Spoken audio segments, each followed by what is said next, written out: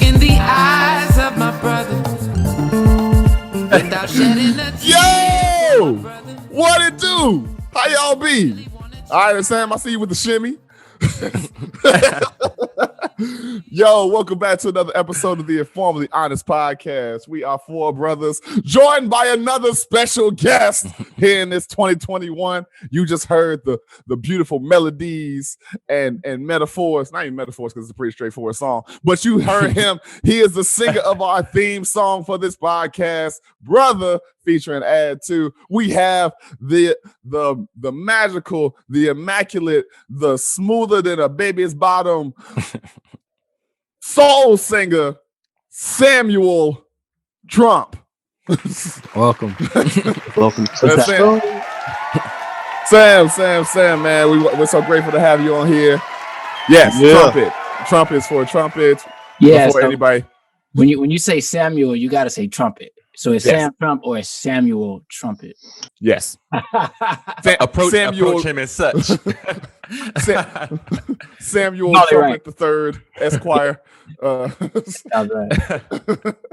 Yo, if this is your first time joining us, we are brothers from Gary, Indiana, who come together once a week to converse and laugh, chop it up. Maybe even challenge each other sometimes on the heavier subjects, or talk about shit that we don't really know what the fuck we're talking about. But you know, in that way that people have conversations, and when you don't want to spoil it by Googling, you know, you just keep talking. And then sometimes we spoil it by Googling. Right. So right. Oh man. Above all else, amidst these conversations, we pride ourselves on three principles. And that's making sure that every conversation we have and every connection we hope that you have is forthright, vulnerable, and most of all, honest. Fellas, how you doing? How's the week going? Out here in Chicago, it is currently -4 degrees. And so I'm avoiding going outside at all costs. I don't know about you. How y'all doing? Well, I'm good. I actually just came back from outside. Not like I was hanging out. I just went shopping. It was about groceries. Because I don't like doing it in the afternoon or evening because everything's gone. So that's very adult and responsible of you. Yeah. And then I figured because it's obviously Super Bowl weekend, you know, it's gonna be even extra crowded. So I was like, let me just get my stuff. Got some wings? I did. No, I saw you. No. I'm doing pretty good. I'm good though, man. Unfortunately, I can't dodge this weather because I'm out plowing and all this stuff. Right, it's snowing a lot, so I've been saving some lives in the streets. Throwing some salt down and whatnot. Now, you driving the trucks? Yeah. Word. Okay, I did not realize that. Like he's for real saving some lives. Yeah. Okay. In the streets. Well, thank you for your service, sir. Yeah. I know. But yeah, I've been pretty good though. Sam, how you doing, man? What up? I'm feeling good. I'm feeling well rested, you know. I'm always happy when the sun is out, you know, regardless if it's cold or not, you know. Fortunate to have a good amount of windows here, so I'm happy just to see the sun, you know, and wake up to it. And I'm happy to be here with y'all. We got a lot of window game.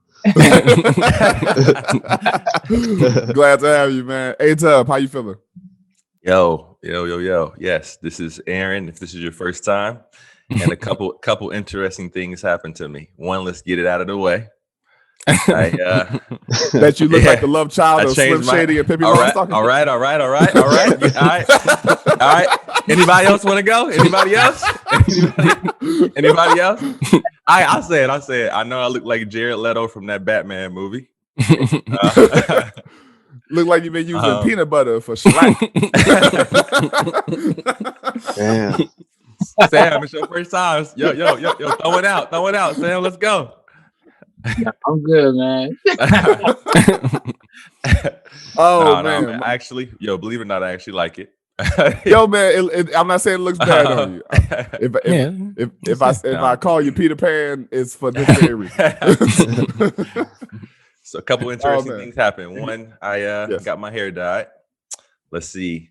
2, just I recently ate at one of my favorite Indian restaurants around here, around the corner. It's been a while. Nice. Fantastic food. So if and when you guys come down, whenever that is, we will be going. Absolutely.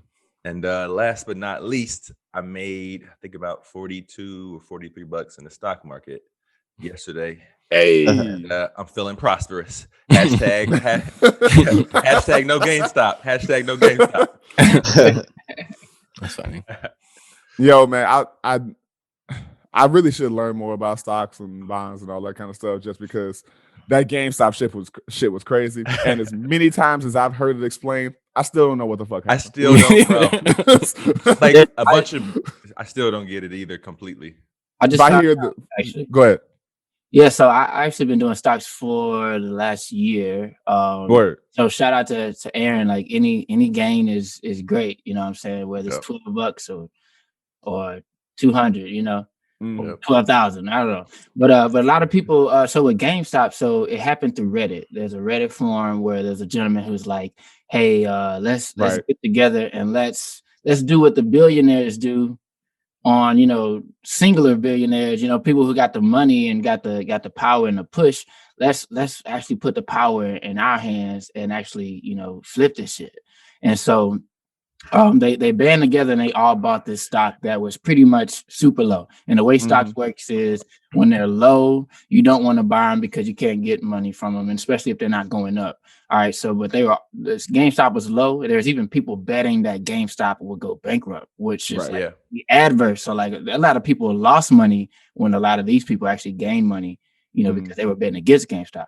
But the people in the Reddit community, they bought low. When it jumped high, let's say it jumped up like 400%. No, it was more than that. It went from like I can't remember the exact numbers, but it was an astronomical jump. And when it's that high, then that's the value of it now, and that's when you want to sell it. Right. When you sell it for that amount of money, your money stays there. So you gain with the gain of the stock, and then you sell it high, and now that's your money to keep. You know, if you don't sell it and it comes back down, actually you just lost your money that you just won.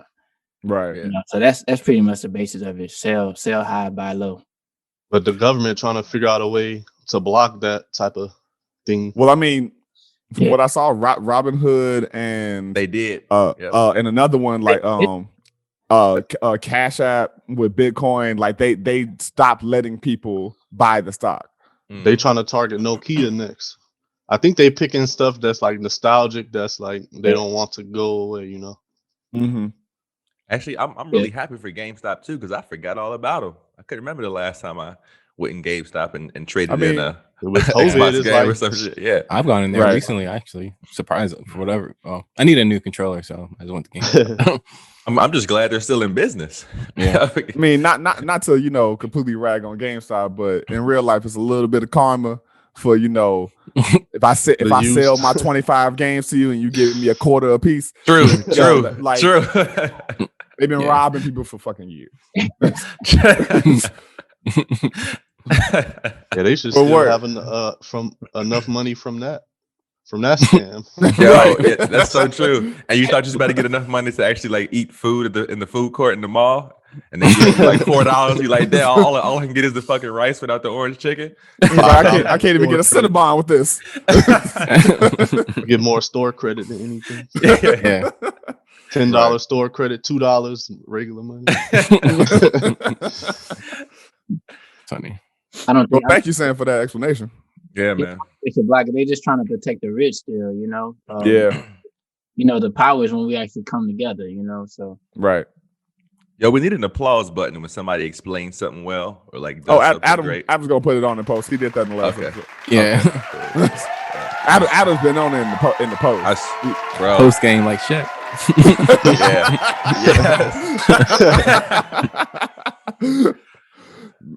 Man, well, shout out to Chris, one of our faithful listeners, Aaron's little brother. He wrote in about that, and I wasn't gonna say shit because I can't explain it. And so, neither was I. So thank you, Sam, and shout out to Chris. Another question that Chris posed to us that we could just throw in and, you know, let this get the conversation continuing. what would be your last meal if you knew you were dying tomorrow?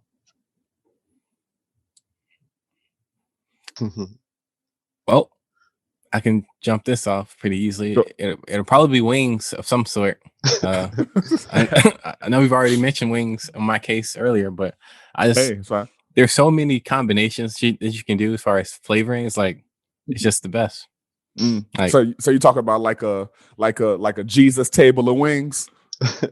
you know, that's probably like honestly, I typically eat like hot wings. Typically is what I do, but I've been cooking lemon pepper wings in the air fryer, and like I wasn't even a huge fan of those type of wings until I started cooking them myself, because every bodies that I've had like from restaurants and stuff, they were not that great. So I'm like, why do people rave over these so much? Then I started experimenting myself, and then I was like, okay, I think I have the touch. Got the magic touch. Yeah. And so yeah, it definitely be wings. What flavor? I don't know, but it'd be some wings of some. I have a sort. question for you, Adam. Are we talking boneless wings or regular? And are boneless wings still taboo? Were they ever like a taboo thing? That's what I've heard. I like both. It's a part of the. And I mean, and let's just put it out there: boneless wings are pretty much chicken nuggets. So yes, they're just adult chicken nuggets. It's not like they took the meat out of the which wing. You can, which I'm okay with. Doing all of that work. Which I'm okay with, by the way. I'm okay with adult chicken nuggets. You have one co-signer for adult chicken nuggets. Yeah, You're against it. I'm against that. I feel like there's already a load of bullshit in most of the shit that you eat. Are you really about to complain about this particular section of meat glue and chicken? Like, yo, it's either you gonna deal with it. Oh yeah, they got I mean, I know about meat glue, but I didn't know they put it in that. And they ain't keeping it together with breading. So that's true. Lot to learn. I was like, hey man, that 50 cent and B-dubs on Thursdays. I wish it was 50. It's like 60 something now. It's crazy. Okay. Like I remember how long it's been since I've been to B-dubs. I remember when we were in high too. school. I think like they were 25 or 35 cent. I think. Mm-hmm. I remember that. 25, now they're like, right? Yeah, 25 cent. Yeah. Now I think they're like 60, 65. I think, but yeah, it's crazy. All right, who going next? I still don't know. Man, last meal. Shite. I'll jump in. Go ahead, Marco. Since I love breakfast food so much, it'll probably be that. Probably some French toast, what else? Everything, grits, you know what I'm saying? Little vegetables, little eggs, maybe. So you're talking about that? I mean, breakfast. I meant to say fruit. I meant to say fruit. Fruit. Yeah, Yeah, no veggies. Yeah, no. Maybe a little last meal, dog. Maybe a little omelet with some spinach in it. Word. Anything. Regular omelet or egg white omelet? Man, the white omelet, man. Make them work. Yo, that white omelet with spinach, B? Make Bad them work. motherfucker right there. Yeah, that's funny you said make it work, because I'm like, man, is this Death Row or is it That's what I was thinking too. My pick for that would be something like how they got that like hot chip challenge or something like that. I'll just eat some like one of the hottest peppers or something, take my mind off of it. And be passed out by the time you get in the electric chair. I'll just be thinking about how hot my mouth is, instead of what's about I just feel like that's compound pain. Eating a ghost chili chip and then be like, all right, now let's send 5 million watts of electricity through my spine. Like, what? I'll be like, that didn't even kill me. It was the hot. It was the chip.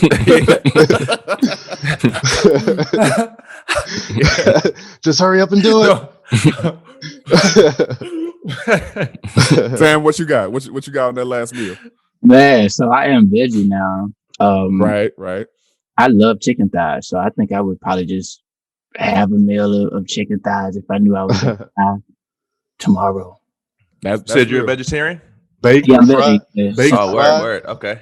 I was thinking that same thing. I think baked, man. I think baked. You know, with some gravy over some rice. Ooh. Yeah. Straight up. Great. Yo, I did cook some chicken thighs in my air fryer for the first time last night, and that shit came out. I gotta get me one of those, man, y'all. You can have mine. It don't work good with vegetables. Oh yeah. Really? It's great. I've been using mine for vegetables all the time. Man, it just doesn't get it the way I like my vegetables. I'm like, I'd rather just put in some oil on the skillet. That's real. That's Right. real. I'm the same, man. But I'm just sorry, simple ingredients. You know, I'm with you. I don't know why I thought you were about to go into the Papa John's thing.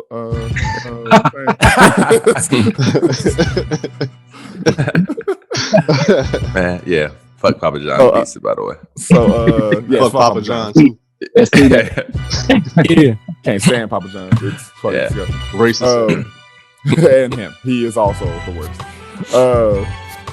Okay, so last meal. That ain't a sponsor.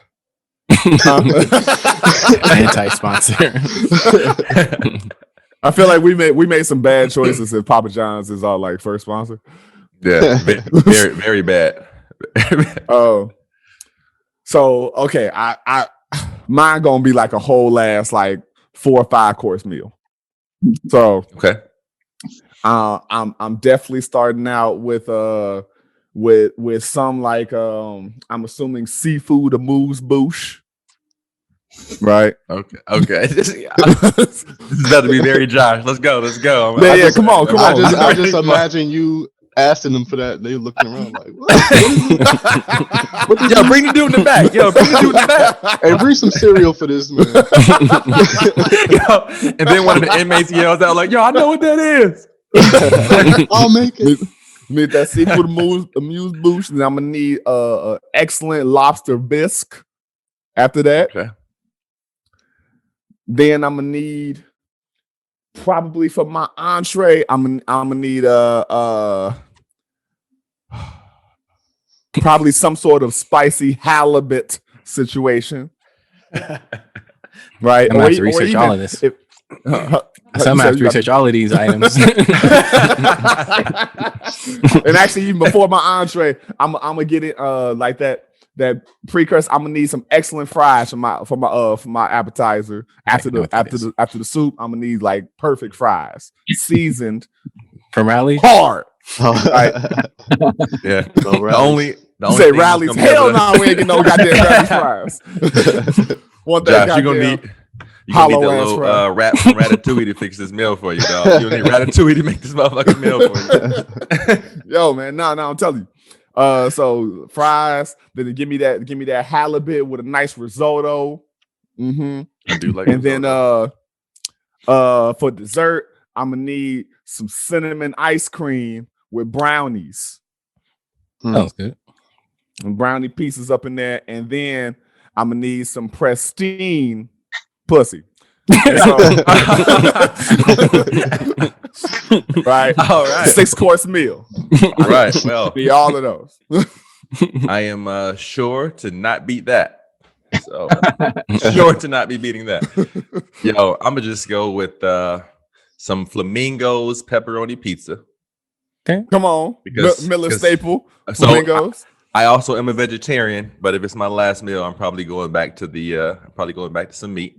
So throwing that incredibly greasy pepperoni pizza, it like soaks up your pants by the time you get it home.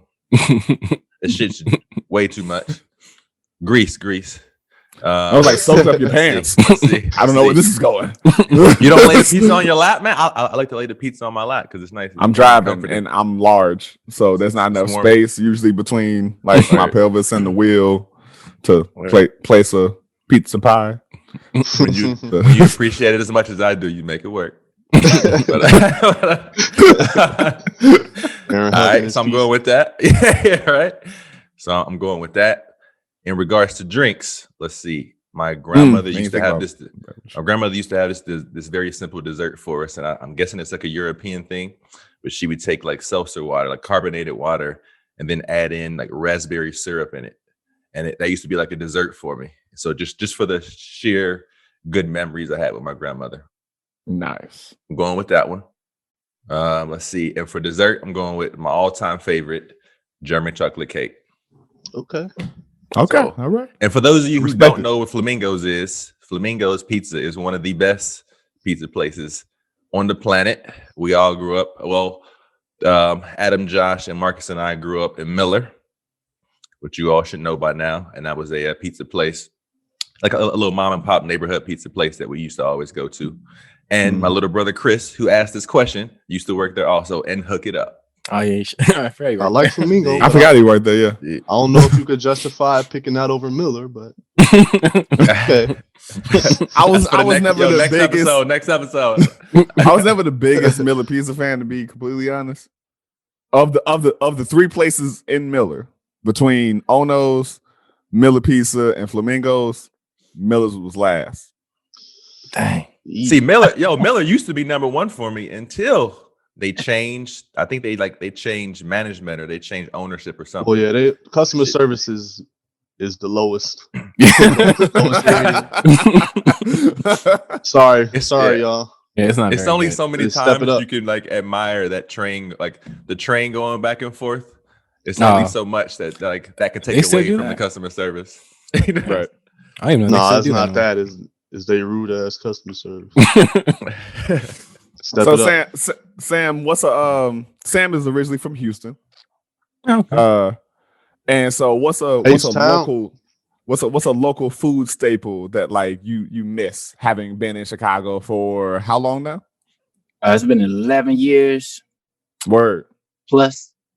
Man, I think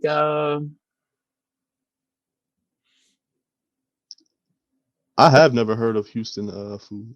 yeah, well, so Houston has like what is like Harold's in Chicago. So Houston has a Frenchies? chicken spot called Frenchies. I've heard of that. Yep. Yeah. Frenchies. That's it had one location for a long time where everybody would just be out, in a line. There's always a line in Third Ward, Texas.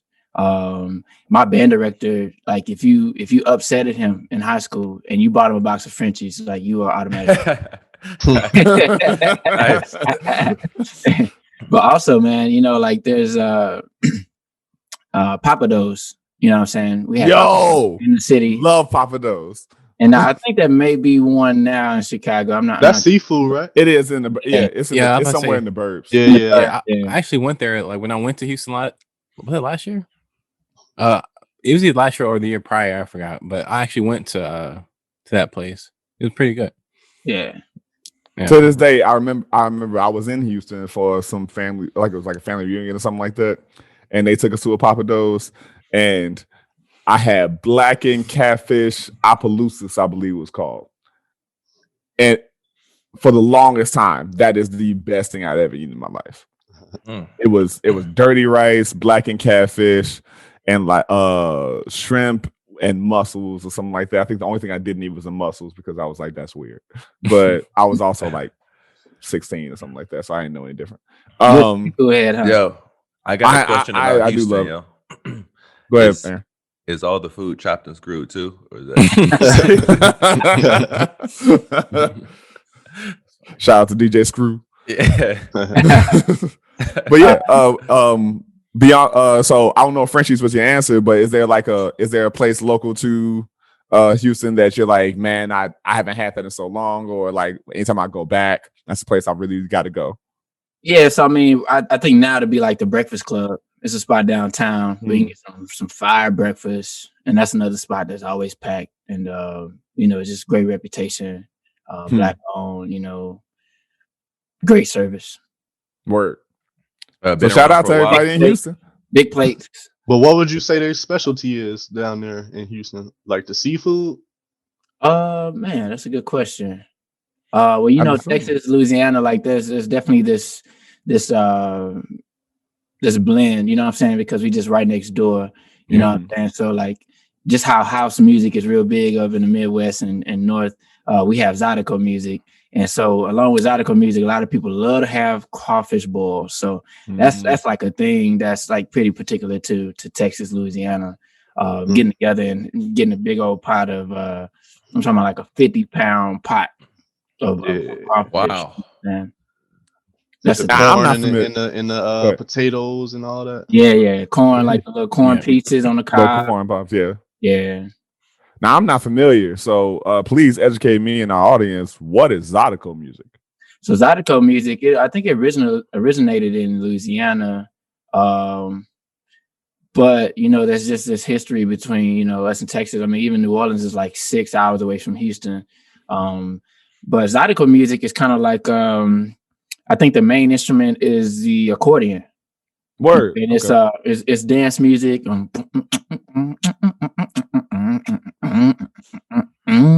It's like that. It feels like okay. that. Yeah. Nice. So, like guitar heavy, bass and drums, organ, accordion. Okay. Oh, I got to do some research after we get off of here. Yeah. Yeah. Shout out to anybody that's going to be in Houston. You want to hit up the Breakfast Club and most likely Frenchie's. Get you Club with a K. Club with a K, right? So make sure you support that good black owned business and make sure that you out here getting good food in your system. Hey. Because it might be your last meal. I mean, you never know. So Harold's versus Frenchie's. I know Put my Harold's man got on the like spot. 1 million stores, so it's kind of like varies, but Yeah, that's the thing about French's. Is like it was, very concentrated for a very long time, and it was super consistent. And they had the best lemon pepper wings. But yeah, I would say French's just because I'm from Mesa. yeah, I feel you. There you go. Don't Stay add me. loyal. I would just put the mild sauce on the Frenchies and then. Nah, no mild. I didn't put mild sauce. Does Frenchie's have a mild sauce equivalent, like how DC has mambo sauce and acts like it's a different thing? Yeah, I think there's a different sauce. I mean, I prefer dry rub anyway. So I do too, but I also just don't like spicy ketchup. But what's consistent is that that that, 1 or man. 2 slices of bread that come with your meal now. Mm. You always gonna have that a couple. You're always gonna have that's the that same white at bread. Yeah. Every fried chicken joint got that white bread. Is that? Nah, I've heard that's to just soak up the grease. It's not actually eat. That's what I heard too. Okay, Yeah. I thought nobody's gonna eat this. Eating that greasy bread. Yeah, I throw it right back in the bag every time. That's when they need to put under the pizza, Aaron. Yeah, Yeah, dude. Yeah, dude. because that I mean, pizza is pretty greasy. unless you're like me and you Puddles. just enjoy that kind of thing.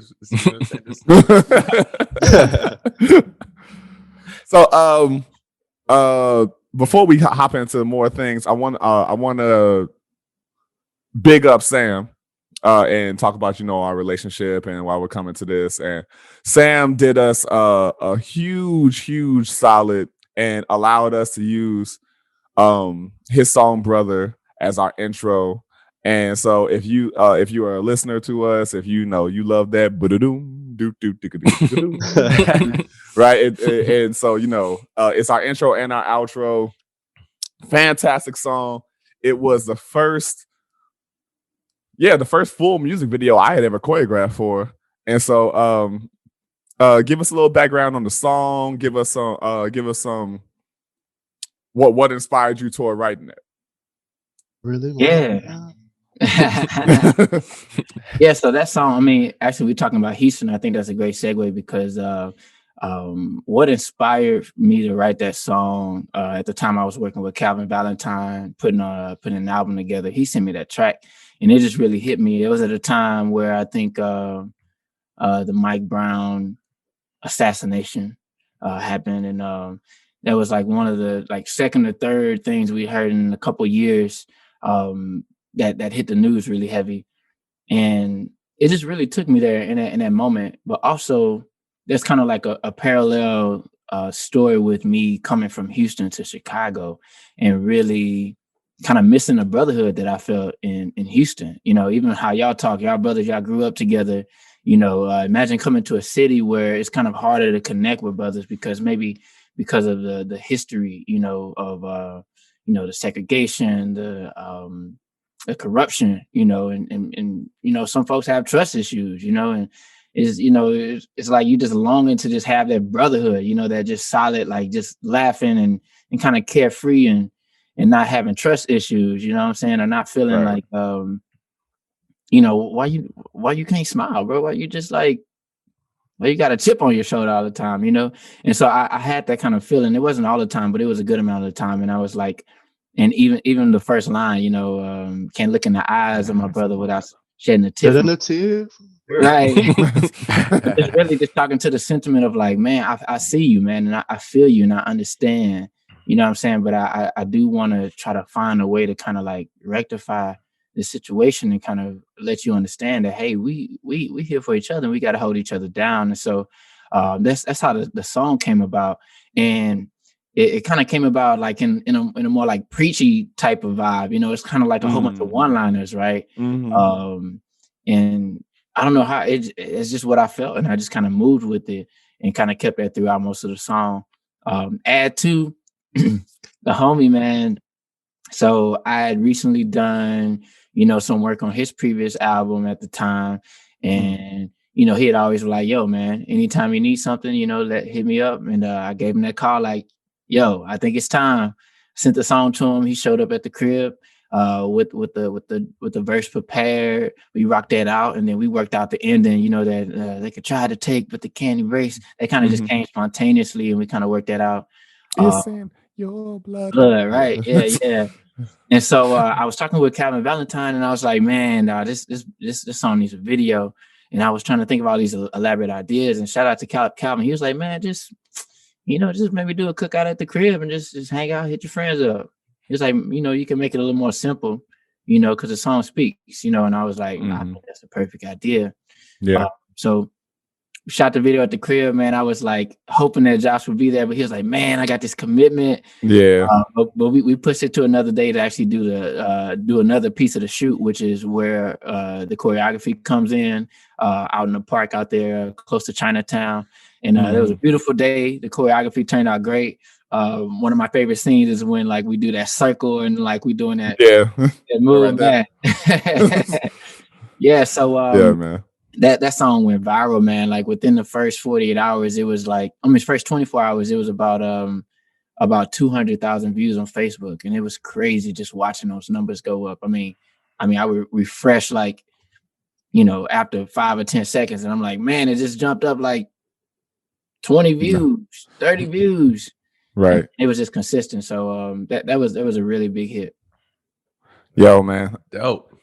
Love that song, and it serves us so well.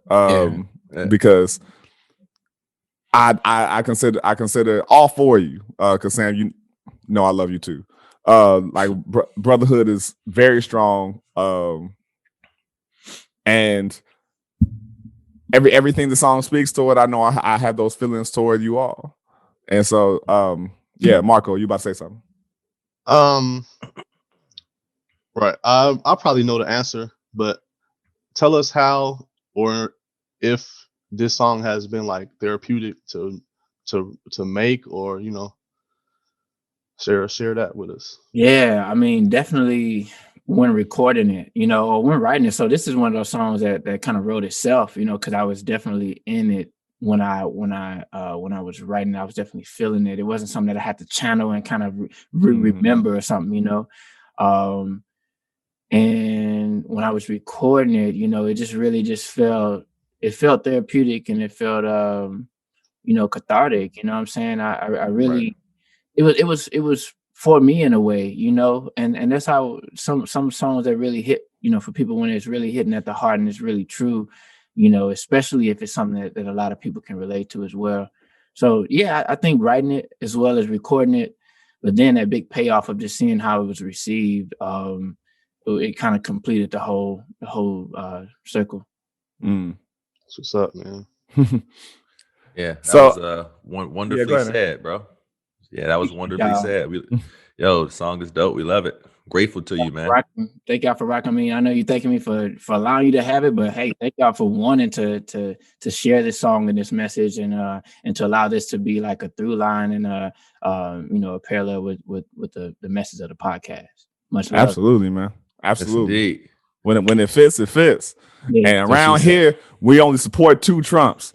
And I can't say we, that's just me. And that's Sam and Tiana. Okay. And so yeah. I'm down with those. Yeah, I'm down with that. Have my full support for both of those. I will be supporting the second one later on tonight.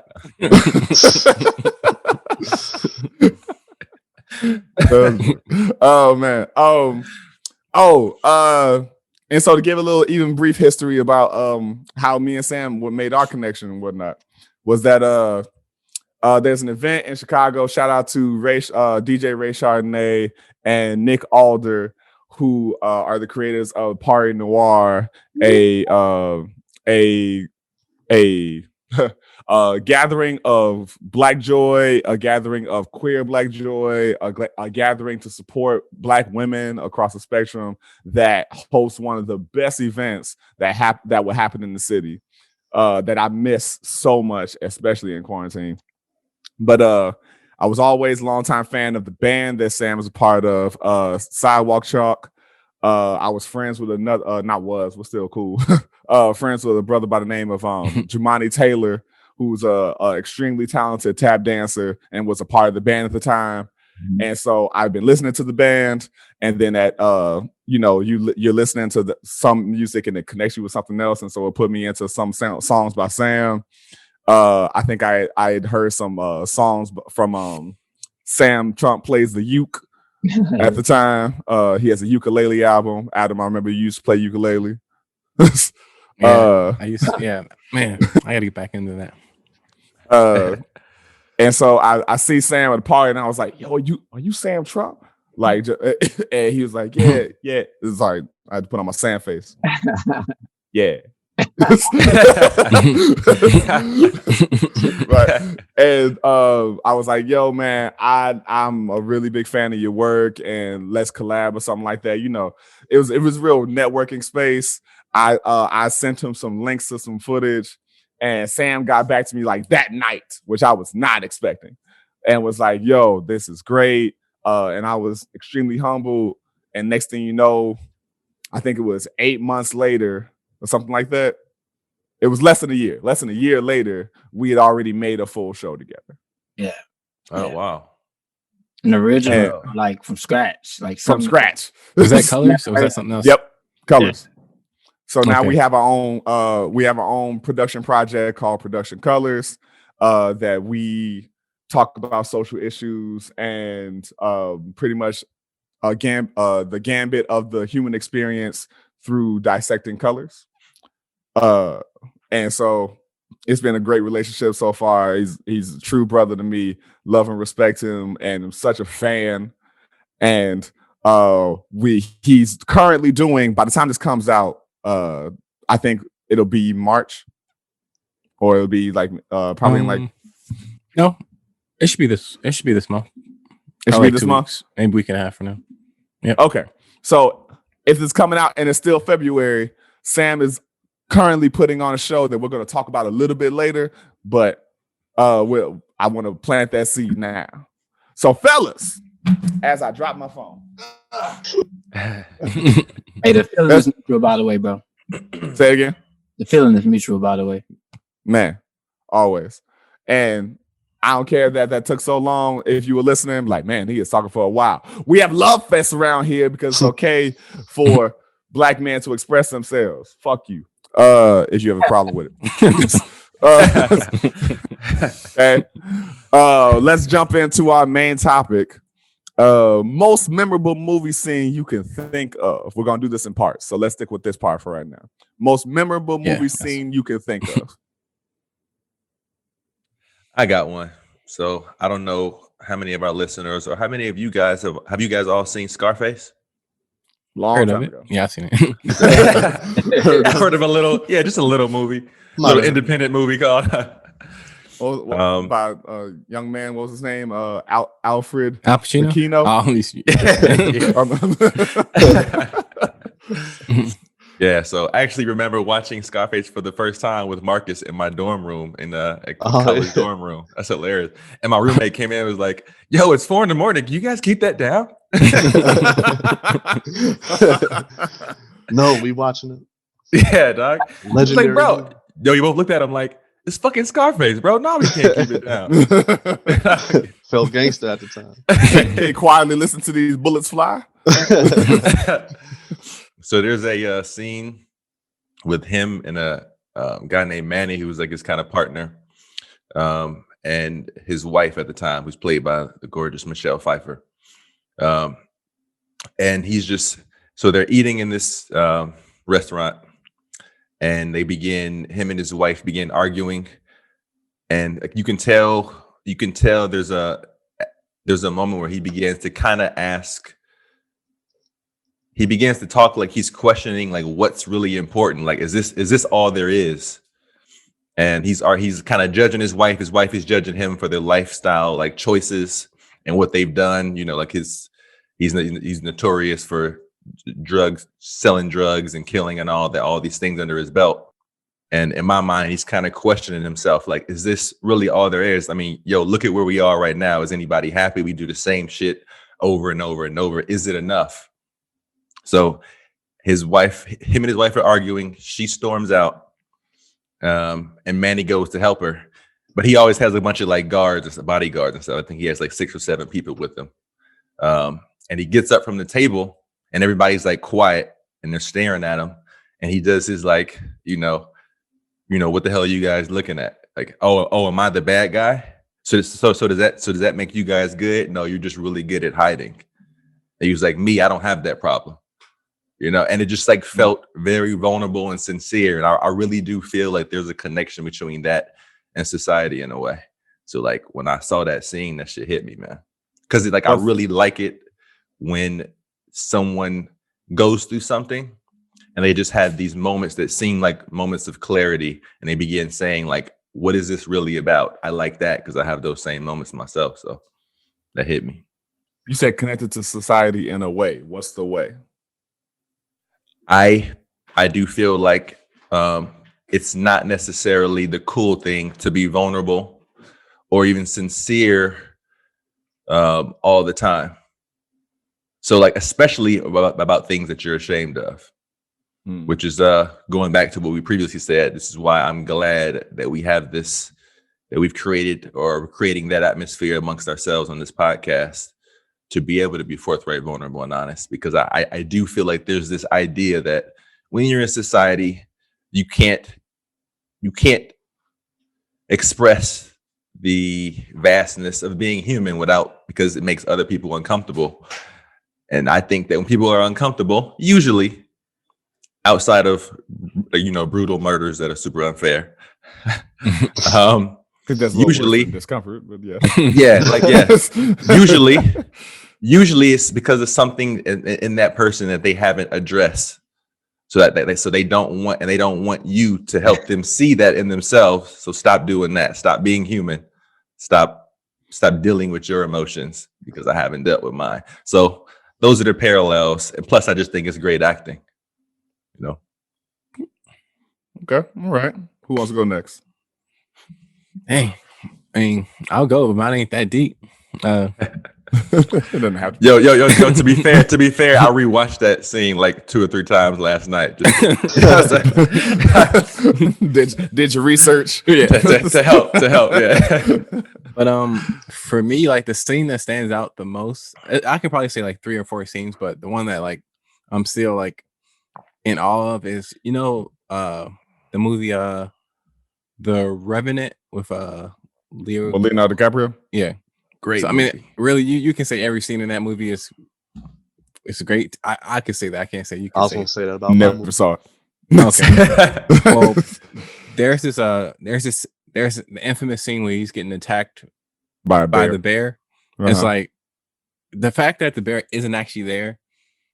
It blows my mind, because like he's doing this, but there's nothing that, I mean, there's probably something there, but Right. it wasn't Action Bear. That's all I'm saying. And it's just like it just was a fantastic movie. And like if he didn't win an Oscar from that, then I would have just stopped watching. I would have never watched another movie after that, because it's like I mean, he should have got Oscars before that, in my opinion. But right.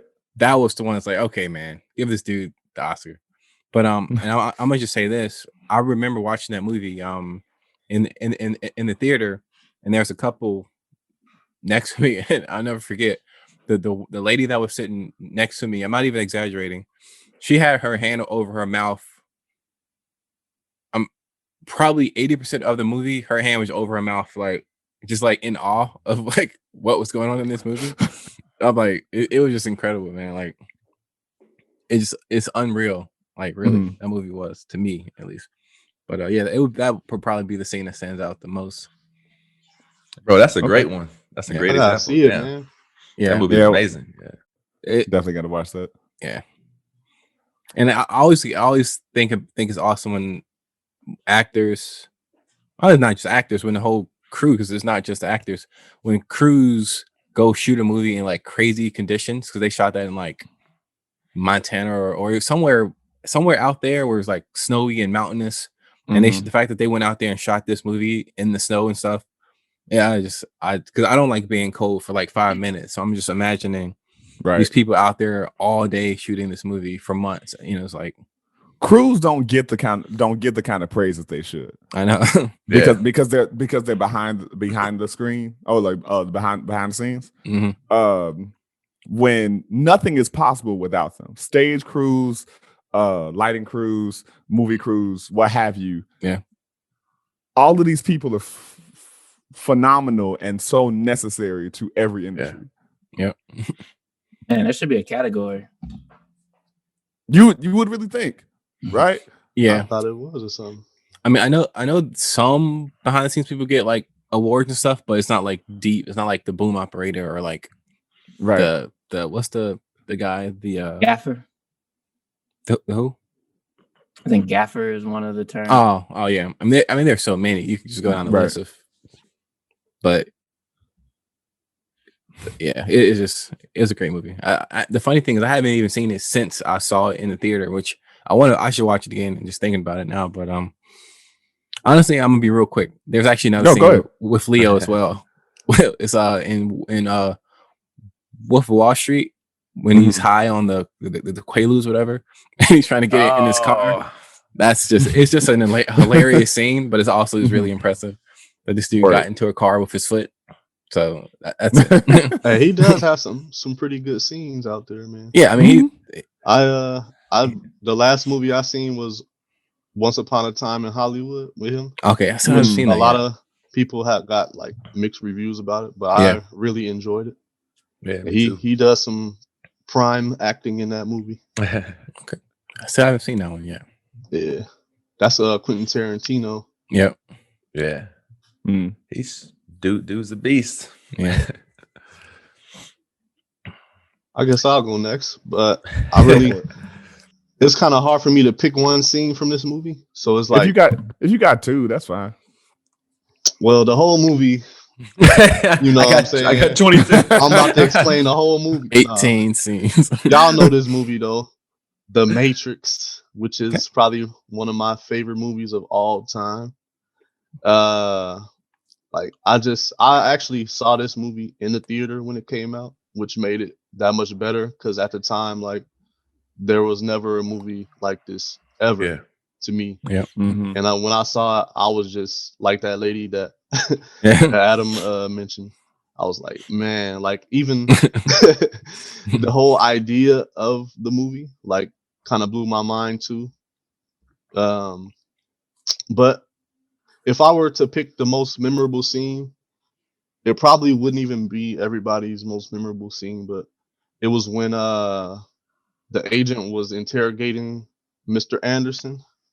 Mr. Anderson. And they were in the room and they implanted that bug in his stomach, yeah. That was like, it made me cringe when the little thing turned into like a scorpion type, whatever, how you want to explain it, right? And went inside of him. Like, that just that really was like, dang, like I believe that was towards the beginning of the movie. Yeah, it was. That was like He really hadn't even been unplugged, quote unquote, yet. right. And he was right after the that office was scene, yeah. that was just when they met him. But and they had muted him, and he was like, it'll be hard to whatever if you can't speak, and then his mouth was moved. That was just like that really jumped the movie off for me when I saw that. And just one of my all-time favorite movies. I thought I was gonna say the Nah, I figured you would be based on. You see part 4 is coming out later this year. Yeah. Shout out to the Wachowski family. Even Also- though the original story is stolen. Yeah, from a black lady. And Yes. she also claims that she created the Terminator, which Right. is somewhat similar to the Matrix as far as like Futuristic. futuristic type. But I was gonna say, just a side note, man, that's one of my favorite directors is the Wachowskis. Oh man, my battery is getting low. But they made a movie called Cloud Atlas, which is based off of a book. Which is one of the dopest movies. You like that? Yeah. I love that. That's up there with the Matrix to me. The acting was great in it. The acting, like, it was a lot going on, but it was like it was saying how well it was just a bunch of stories that were intertwined, but it was totally different settings, and it's hard to explain, but y'all gotta check it out. Man. That's something I gotta watch again. I feel like you probably gotta watch it a few times, but the first time I watched it, I just, even though it's long, I like gave it a chance, and it was like one of my favorite movies still. Dope. Sam, why don't you go next? I'll go last. Yeah. So, fun fact about me, I'm not a real big movie person. Right. But yeah, so there's a lot of movies I haven't seen. I did see The Matrix, but the other movies that y'all mentioning, I did see Scarface, but that was a while ago. But so yeah, I think in saying that, I think one movie, well, these two movies that I'm gonna mention are movies that I went to go see in the theater. And because I'm not a big movie watcher, I'm really big on like really kind of getting won over, right off the bat. And Flight, the opening scene in Flight is really, really impressive. And that's something that just kind of came to me immediately when I was thinking about Denzel, yeah. But the movie is pretty dope. I love the whole storyline and like the twists with all the courtroom scenes and all that. But yeah, man, that opening scene, man, like, everybody, a lot of people fly, we all, we always think of that possibility of some shit going wrong. And to just feel all of that nervous energy right up front, you know what I'm saying? I thought it was pretty amazing. And when it finally settled, when the dust finally settled and he landed the plane, I was just shaking, and I was just like, wow, yeah, this is gonna be good, So I would say that's probably like the most memorable moment that I can think of. And just one real quick one, because I love Community and I love like village concepts. I really love that scene in Black Panther when they first showed the whole tribe, on the whole city or the people on the mountain. Oh, yeah, on the vertical mountain. Yeah, you can see like the vastness of everybody just gathering together. You know what I'm saying? And everybody was just in there vibing, just because they were all kind of breathing as one spirit. And so that's another thing that stands out. Yeah, that's dope. I did love that imagery as well. Very dope. Yeah. I'm gonna say this real quick. I'm gonna inject this real quick. The movie Flight, I wish that it never existed, and that's why I say that. I love traveling. My wife loves traveling, but ever since that movie, her fear of flying has just skyrocketed. So now it's like we have to like really consider like, are we gonna go here? Should we go here? Because of her fear of flying now. So it's like, It's worth it. it's just like it changed everything. That movie. Wow. I gotta go Single-handed. talk to the pilot, see if he drinking. Yeah. Every time I see a pilot at a bar too, when we were in airports, I'd be like, "Did you finish?" Yeah. Or- yeah, yeah. So I got to first one because when we got this question, when Adam and Aaron posed this question, I couldn't really think of shit. So I'm just gonna go with something I saw recently, which is the excellent movie One Night in Miami. Still gotta see that one. Me too. If you aren't familiar with it out there, it's a movie directed by Regina King. I know she directed. It is about the night after the night of Ali winning the heavyweight title against Sonny Liston, where him, Malcolm X, Sam Cooke, and Jim Brown were all kicking it that night. And they were supposed to have a night out in the town, ended up being caught in the hotel room and having conversation. And it's her interpretation based on accounts of the time of what that conversation was like. And especially because there's real pictures of them like at a bar that night, and some others. You about to say something, Adam? I was saying that's like an epic group of people. That's pretty much it. You know? Yes. And the thing is, when you look at it, you're like, at the time, Ali was 22. He wasn't even Muhammad Ali yet. He was still Cassius Clay. I want to say Malcolm was in his late 30s, early 40s. And all the rest of them are in their 20s and 30s. Like it's such a random assortment of black men who end up becoming pillars. Mhm. But there's a scene in there after some big after one of the particular conflicts between Malcolm and Sam, because Malcolm pretty much telling Sam, like, you know, you got the most powerful voice out of all of us, but you using it to appease the white folks, and you should be out here revolutionizing the people because we got the struggle, yada yada yada. And so they have their own fighting spat. They go away to go grab him and Ali leave, go grab some drinks. And so Jim and Malcolm are sitting in the room, and while they're talking, two things happen that are hilarious that kind of unfortunately let me know out of these four men, I'm probably Jim Brown. Because first thing he said was, "You light-skinned Negroes always the main ones trying to be revolutionaries." Hilarious. But then there's a line where Malcolm goes, Jimmy, you, Sam, and Cassius are our greatest weapons in the struggle. And Jim says, "We're not anybody's weapons." And Malcolm responds, "But you need to be." And it's this like beautifully powerful dichotomy of emotions and sentiments that are being expressed just in those two little simple lines of I shouldn't have to be a weapon, and I kind of have to be in order for some real progress to happen, because I'm sharper as a weapon than majority of people to be wielded. And so it's a beautiful moment shared between them. That's one.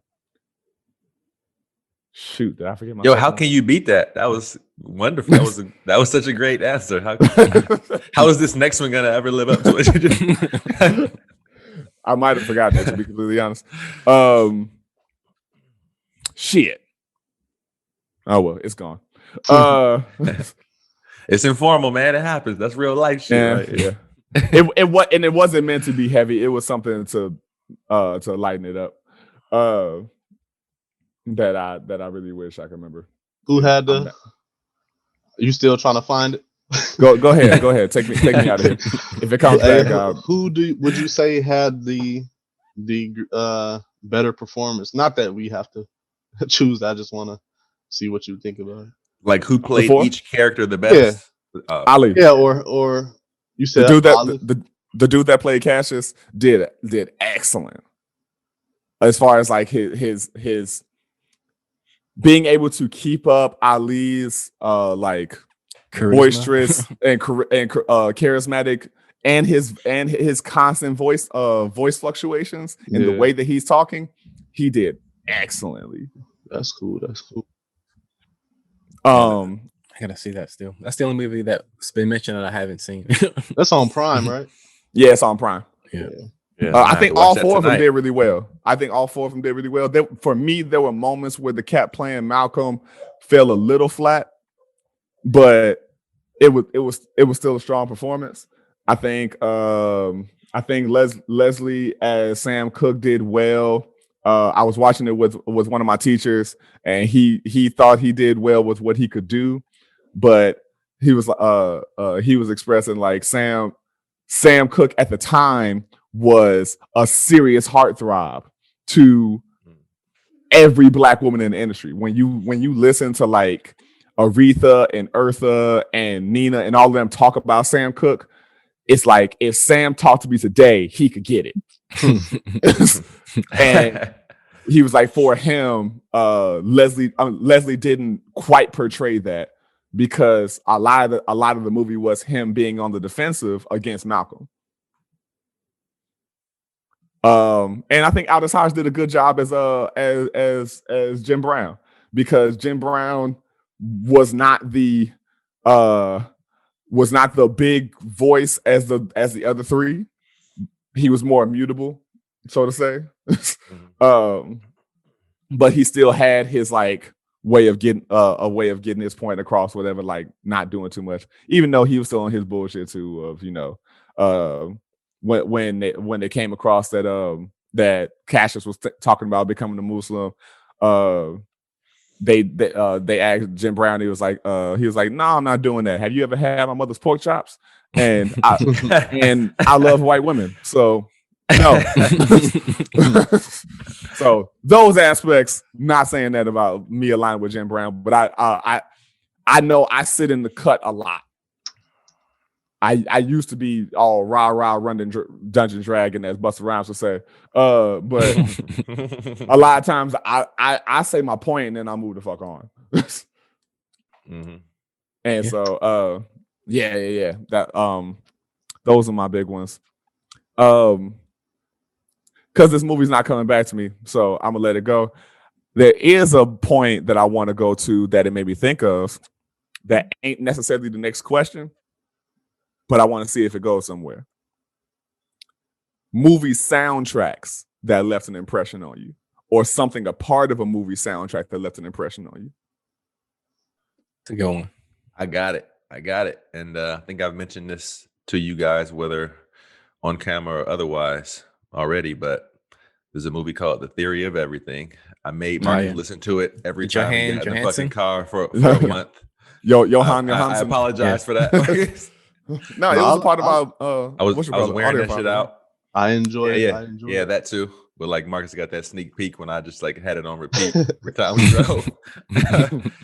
But yeah, that soundtrack, man. Like, oftentimes I find new artists or new musicians just from watching the movie, and like there's a song or two in a scene that like really moves me, so I look it up. But this one, just like each one, man, the whole album. The best way I can explain it, and I've done this before, I think, is like it just made me feel like a rush of running water, like a waterfall. And I must have needed that cleanse. I needed that shower. At the moment, it just moved me more than I feel like I'm usually moved. So like that's why it stands out to me. Plus, it's just great music, man. So, one for me was the soundtrack from The Prince of Egypt. Oh wow, I gotta check that out, dude. The compositions are fucking gorgeous, and there's a song that the Hebrew leader sings to Moses as Moses trying to find his way and whatnot, called "Through Heaven's Eyes." That pretty much just says like you're looking at life wrong. if you look, stop trying to look at life through these like material and mortal eyes that you've been conditioned to believe. If you look at yourself through heaven's eyes, then you'll see the beauty and like that you're living in. All that. It's a gorgeous song from top to bottom. And his big old boisterous voice. I'm saying boisterous a lot today. I don't know why, but his really like round voice just sells that song. Nice. I would say the first. I'm gonna say the first impressionable soundtrack ever where I realized like, oh yeah, soundtracks matter. Was I can't remember which Batman, but the one with Kiss from a Rose. I think it was Batman Forever. I think it's Batman Forever. Yeah. Yeah. So yeah, I think that really, as a musician, it really kind of imprinted, how much that matters. Yeah, I'll just throw it out there. Like I said, I'm not a big movie person. Still. You got some solid answers, even with your back against the wall. Appreciate it. Like Ali. But or ropes. But anyway, for me, I'm gonna go with so we're talking about scores, right? Like scores, or if there's a track from a soundtrack, or Okay, so I'm gonna say the Black Panther score was awesome, and this is what's interesting about it. So as we know, Black Panther was, it told a black story. However, the soundtrack was done by a white guy. But this is what's interesting about it, and this is why I respect him so much. I believe his name is Ludwig Göransson, I think is his name. He works with Childish Gambino a lot. He worked. He made Redbone. He made This Is America. It's that guy. So, and he also, I'm pretty sure he scored every movie that Ryan Coogler has done. That's pretty much his go-to guy. I think they were roommates in college. I guess I don't know why I know this much about this guy, but anyway, I'm just a fan. But anyway, when he was tasked to do this,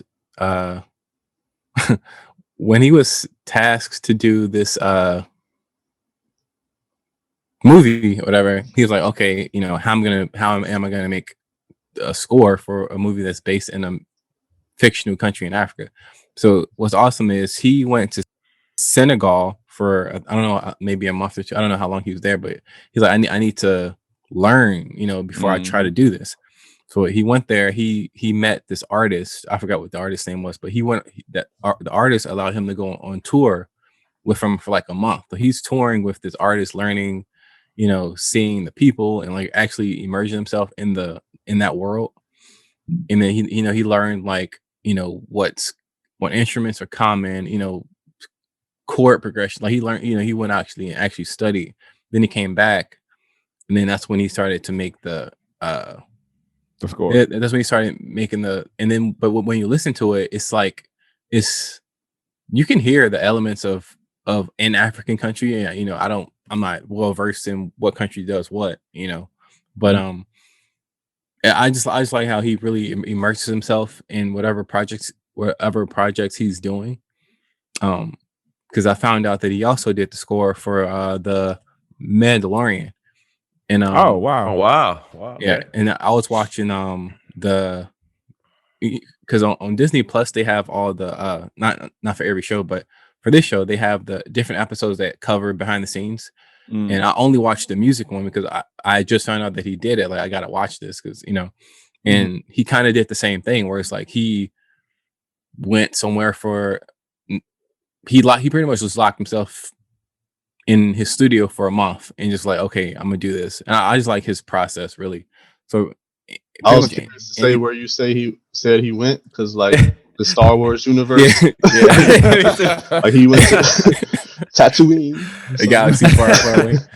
But no, like I know, it almost made me think locked himself in the basement for 3 summers. Yeah. I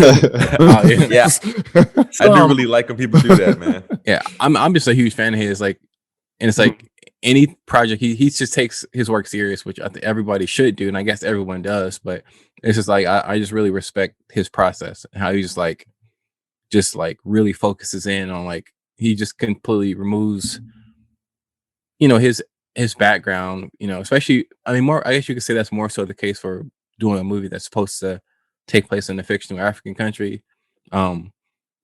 Because like I said, you would assume it was not a dude. I think he's from like Sweden or something, you know, or something with an S. And I don't know. So I'm gonna just say the Black Panther, but also him just in general as an artist. I just love everything he does, really. That's kind of cool because I actually watched something similar to that, and they was explaining the score in more relation to the score with the movie soundtrack, which was made, but it was, I want to say it was like co-produced or produced by Kendrick Lamar, By Kendrick, and yeah. TDE, Yeah. and in the way that they integrated that soundtrack throughout the movie with the score was super dope, because you could hear like every song from that is in the movie, but it flows with the, you know, with the movie. So that was kind of dope, because that's one of the soundtracks that I really like. And they really don't make good soundtracks. I mean, I guess I can't say that, but to me, the quality of that soundtrack was just like up there. And it was dope to see how they put it throughout the movie and made it work. Like you could hear all those songs throughout the movie. So that was pretty cool. Yeah. That project. I'm gonna be a bit of a contrarian. I didn't care for the Kendrick version, like the Kendrick produced situation. I didn't like it. I liked it because I'm a fan of TDE. Like as am I. Okay. Because like I also enjoy TDE, but for whatever reason it didn't resonate. I couldn't. I wish I could tell you specifically why. I remember after going to see the movie 3 times in the theater and whatnot, like going like listening to it and being like, this isn't. Would you say it fit well in the flow of the movie, or no? But I don't. Maybe I'm tripping. The soundtrack that Kendrick made didn't sound like anything I heard in the movie.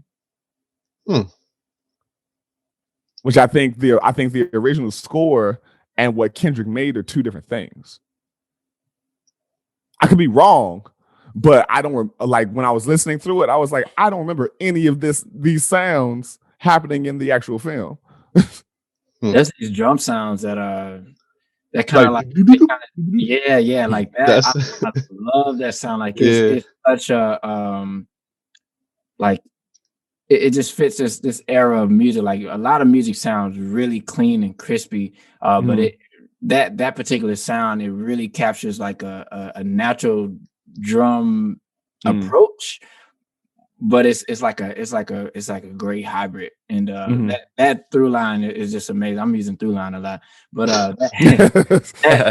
that I think that kind of connects them for me. Those sounds, including that. Yeah, and this may be a fundamental difference. I'm sorry, Marcus. No, I was just saying that drum is like it remind me of like that scene that Sam was talking about. It's like a watery drum or something like that. And this may be a fundamental difference between our ears. I'm already partially deaf, and both of y'all are music producers, and so like my ear probably isn't going to catch that particular thing. And I'll try to listen to it again. I also know Future's la-di-da-di-da bullshit really just turned me off to a lot of it. But also I feel you. I wanted to hear. I always just assumed there was a separate thing because I was like, I don't like for some reason the score just sounds different to me than what the Kendrick project was. So I thought it might have been like what Beyonce did with that last Lion King situation, where she had her own separate project and then there was a Lion King soundtrack. You know what I'm saying? I thought it was that, but I could be wrong.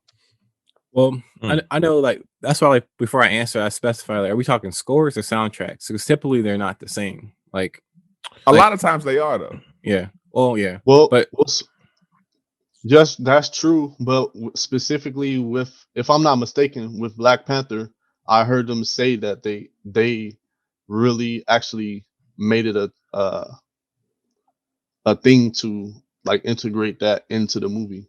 Okay, yeah. So Okay, like, word. and what they probably did was like they, like you said, the actual composer, what's his name, Ludwig Göransson.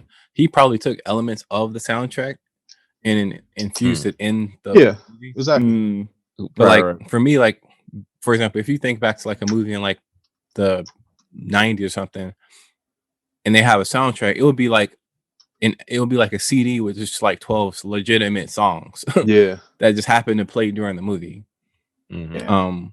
But like Right. score is like, it's gonna be like that 20-second clip of strings when like the serial killer is walking down the hallway. Like that's, you know, it's like the score is supposed to give you like it's supposed to sonically paint, you know, a mood. Tell you know, what to essentially. feel too. I love that, man. I love that too. I love it when it fits. said every dude in a new situation.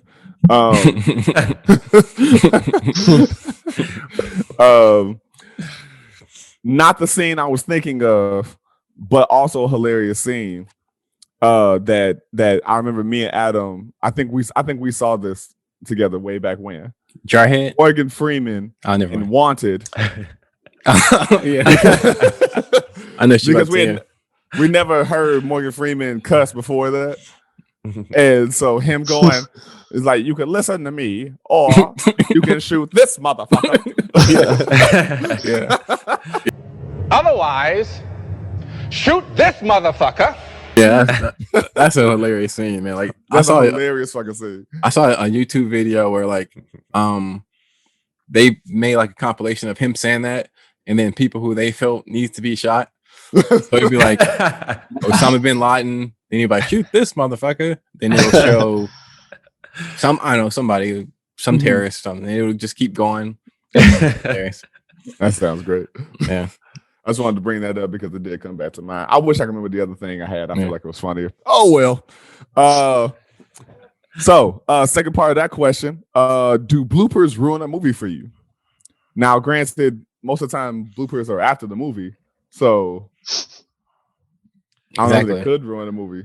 Yeah, right. No, they could. So I'll pose a question, and I guess nobody is understanding, not understanding, but I'm gonna just say this: bloopers, they can ruin a movie for me. And like, this is why I say that.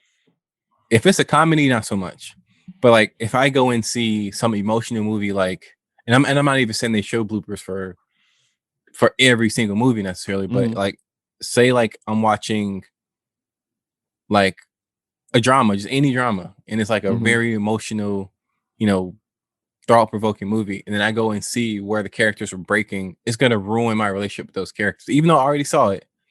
It's just like, yeah, because for me, like, if I see a movie like let me just give you an actual example. Okay, so as I already mentioned, I mentioned the bear attack scene in the Revenant, and how I hold that scene on such high regard. If I saw clips of Leo breaking and laughing, it would ruin the whole thing for me. I feel it's like that. Because I know it's fake, I know it's acting, but it's like, in my mind, this is the product. So if I see something that's not that, it just ruins it for me. And it's like, I'm not going to be able to love it the way I do now.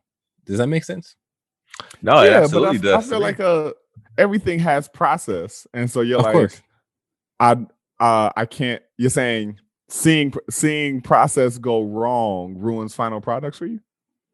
Some like say, if it's a comedy, I love seeing bloopers in comedies, but like if it's a more serious movie, I just want to see the final. Like it's kind of like, this is kind of I mean, it's kind of not the same, but I remember back in high school, you know, our art teacher, Mr. Sutton, he was talking about how Leonardo da Vinci. How like you could see all of his sketches these days, and he was saying that, you know, back in those times, that was a no-no. Like an artist would never show that. And he was like, he's probably turning over in his grave knowing that we can see all of his sketches that were not necessarily produced works. So I look at it like that. It's kind of like what his final pieces that he wanted us to see, that's what he wanted us to see. And I'll think of it the same way as a movie. So it's like, I just want to see the final. I don't want to see the mistakes or unless I do want to see it, then that's a different story. So it's like, it's just, for me, like, I think of the same thing as I think the same way with trailers. I don't watch trailers, like, depending, like if it's a Marvel movie, I never watch the trailer. Absolutely not. They're gonna put on like, the best parts in the trailer. Yeah, it's like, and then another thing, I guess I'm just gonna rant, I guess, at this point. But Go ahead. Like, another thing that I really don't like about today is that we'll see people like there will be a story where it's like such and such has been casted to play such and such. Okay, that's fine. But then we'll see photos of them on set, photos of like, I don't need to see all this. Just show me the final. And it's like, we have so much information that sometimes it just ruins the final product for me. Like, and that, it's just a thing of mine. It's like, I just want to see. Here's another thing. As you know, I do photography, right? Right. I hate when photographers show us the before and after of like the edit that they did. Like, just show us the final. Like, it takes so much away from me when I see too much. Like, I just don't like seeing everything. Just show me the final. And it's like, because I want to just know like what your vision was. I don't want to see what led up to it, because it cheapens it for me for whatever reason. I don't know why, but it's just like, and I guess I didn't realize this was such a problem until I just started talking about it. And clearly you are triggered. But so in your fight against Frieza, and Frieza says, "You haven't even seen my final form," you're like, "Bitch, why didn't you start there?" Yes, I'm not sure what the reference is, but I'm gonna say yes. Oh man. I mean, I know he's a Dragon Ball Z character, right? Yeah. I know. I was like, this probably isn't gonna work, but anyway. That's the white and purple guy, right? Yes. Yeah, you gotta go through all the dude that looks like Mewtwo from Pokemon. Yeah. But yeah, I mean, I guess I'm the only person that feels this way, but that was just, and like I said, that's not the case for every single thing though. It's like, I can watch Office bloopers all day because it's meant to be a comedy. Yeah, like it sounds like the compartmentalization happens with they wanted you to take this serious, so don't show me anything but serious. Yeah. And it's like, yeah. And for me, like, I know Sam was saying he's not really like a movie guy. Like, for me, I'm absolutely a movie guy. So it's like, for me, I can watch a movie, something that I watched 10 years ago. I feel like I still have a relationship with those characters that I saw, and I only want to think of them as this way. So then, like, when you show me like them like spitting the water out in a scene like that, that's not how my mind wants to remember this character. So it's just, what's crazy? Just a sacred thing, I guess, for me. For me, I think I'm like the opposite way of that when it comes to like the actors and seeing them, like seeing how they are regular, and then seeing how much they transform into that person is amazing to me. And I like to see like it's like you kind of take actors for granted until you see that they really not that person. So it's like that transformation is crazy when I see that. That's a good point. It's like, man, like you really you kind of forget that actors prepare tremendously, like research and do all that. So I think I'm the opposite way. Although, yeah, and I like watching trailers too, but I don't like getting the movie spoiled. Yeah. But for me, it's like when I see the trailer, it's like a year or two before it comes out. So I really don't remember like. But that's good. Yeah. What happened anyway? Right. So. Well, I'm gonna have to agree with Adam, at least for the most part. The thing is, I feel like most of the time, like we mentioned, bloopers come out after, so that's not really a problem. But if the blooper was to come out first on like a serious scene or like a dramatic movie, I would rather see the finished version first, be moved by it for the first time, and then see the after effect of like, oh, they fucked up here and there, and I just didn't catch it or whatever. No, I think that's kind of my thing. However, I used to buy, like when it comes to comedies, I buy DVDs so I can look at the bloopers. So it doesn't really like, as long as the scene is not ruined for me ahead of time, which, like we said, bloopers typically come out afterwards. So right. I'm pretty much just gonna agree with Adam on that one. I don't know that I have any feelings towards it. I'm so used to separating process from product.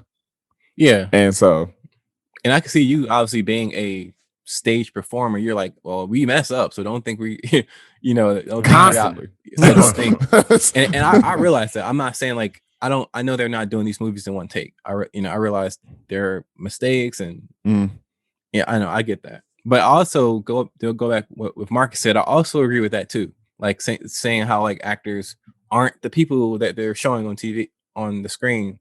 Like I do find tidbits of information like how they say Heath Ledger, how they were saying there's reports of like how he like, I guess you could say how he did, but the composer guy did, how he locked himself in they say that he locked himself in like a hotel room, not actually locked himself, but stay in a hotel room or a motel for like a month and like worked on like his voices for like playing the Joker and all this.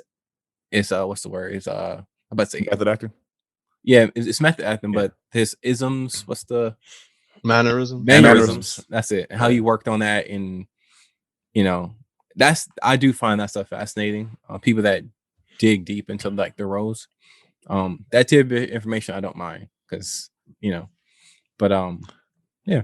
No, that's true. I think I heard something about like Jamie Foxx when he played Ray. He really blinded himself with like a blindfold or something, and he tried to live as best he could like that. That's another level of like, that's respect, man. I do appreciate knowing stuff like that. He really channeled Ray. Yeah. I mean, he also had Ray there to consult. Yeah. Like Ray was still alive during most production. True, but shit, he lived his life blindfolded a bit. That's cool, man. No, I know. I'm saying I'm only saying that because like one, Jamie is a better impersonator than he is an actor, and if you have the, I looked at Adam. Adam was like, I'm only laughing because I remember this conversation and previous long time ago. But he had Ray there to be able to learn mannerisms and hear his perspective and all of that kind of stuff. And so to round this out, gentlemen,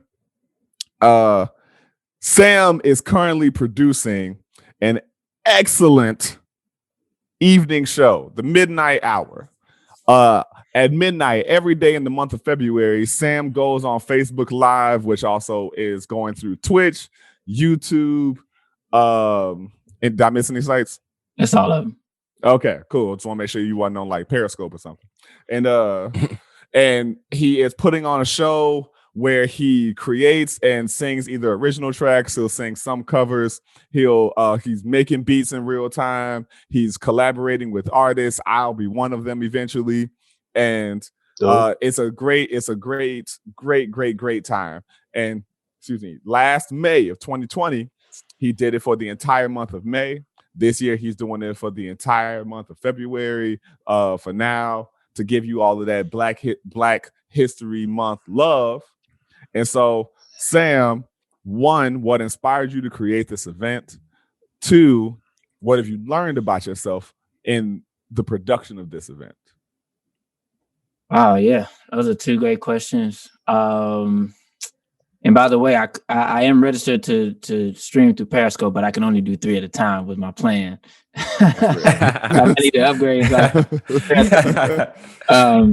But yeah, so what inspired me? So I up until quarantine, I was a full-time musician for the last 6 years. At the point, I had been performing 3 to 5 times a week, damn near. And so the quarantine really stopped all that. I was also a booking agent or music curator at a couple of venues as well. So I was also helping other people, you know, get work. And so like that was like my main thing of what I did. And it all just came to a halt.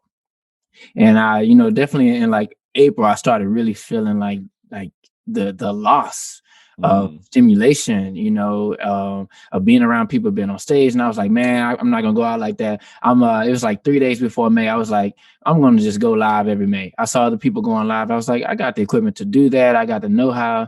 Why not? And so, man, I wanted to become a better producer. I wanted to keep performing. I wanted to show my audience that I still was here and I still cared for my audience, and I still wanted to give them something that'll help carry them over, you know, especially when I thought it was like a more temporary shutdown, you know. Right. Yeah. And yeah, so just went live, you know, for the whole month of May, and it just became a community. It became like this loving community of people who would come to not only see me, but come see each other. You know, they're saying hey to each other. They're conversing with each other while I'm, you know, creating, maybe building up a song. There's a lot of times I'm like, hey, how y'all feeling? What do y'all want to do now? You want to do something up tempo? You want to keep it chill? Somebody's like, oh, I got my drink. I want to keep it chill right now. So we'll do like a chill beat, or hey, let's do some house or something like that, you know? And yeah, that they did that last night. I was like, yeah, play Sun. And one girl was like, nah, don't play that. She was probably responding to one of the other questions. I know, I'm joking, but it was just funny. What was your second question though? You said what inspired me, and then what have you learned about yourself inside of the process of putting on a show, putting on a show every night for 28, 30 days, 31 days straight? That's hard. A couple things. Well, I create at night, so like this really takes away my chance to get a lot of work done that I would normally do. So I have to find ways to kind of manage my time with creating music. My magic hour is right around like 1 or 2. It starts. You know what I'm saying? But yeah, another thing that I learned is really with the technology, you know, there's so many possibilities and there's so much more to get out of it. And as you can see, you know, this month I'm doing more with the technology, and so yeah, I'm just becoming a much better producer, and even mixing on the fly, and just learning that I am usually pretty good with just being open and being confident with not knowing what the hell is gonna happen. It's fun, you know, it's fun and comforting. You know? I always say there was it discomfort is where growth exists.